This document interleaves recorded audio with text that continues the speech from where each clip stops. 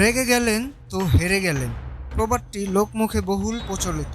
মানুষ হিসেবে সবারই ভালো সময় এবং খারাপ সময় আসতে পারে। তার মধ্যে রাগ, দুঃখ, আনন্দের অভিব্যক্তি থাকাটা স্বাভাবিক। অতিরিক্ত মানসিক চাপে অনেক সময় মেজাজ খিটখিটে হয়ে যায়। কাছের মানুষের সঙ্গেও অনেক খারাপ ব্যবহার করে ফেলেন।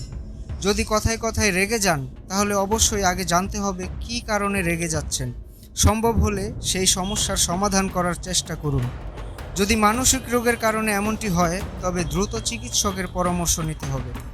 আপনার চারপাশের ব্যক্তিদের বুঝতে দিন আপনি একটি কঠিন সময় পার করছেন, ফলে ভুল বোঝাবুঝি কমবে।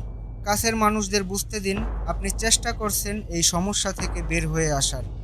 মনোবিদরা জানান, অতিরিক্ত রেগে গেলে বাইরে থেকে কিছুক্ষণ হেঁটে আসুন, গভীর নিঃশ্বাস নিন, এমন কোনো কাজ করুন যা আপনাকে আনন্দ দেয়। যদি দীর্ঘদিন ধরে এমন সমস্যায় ভোগেন, তবে একটু ভালো সময় কাটাতে একা কিংবা বন্ধুদের সঙ্গে কাছে কোথাও 2-1 দিনের জন্য ঘুরে আসুন।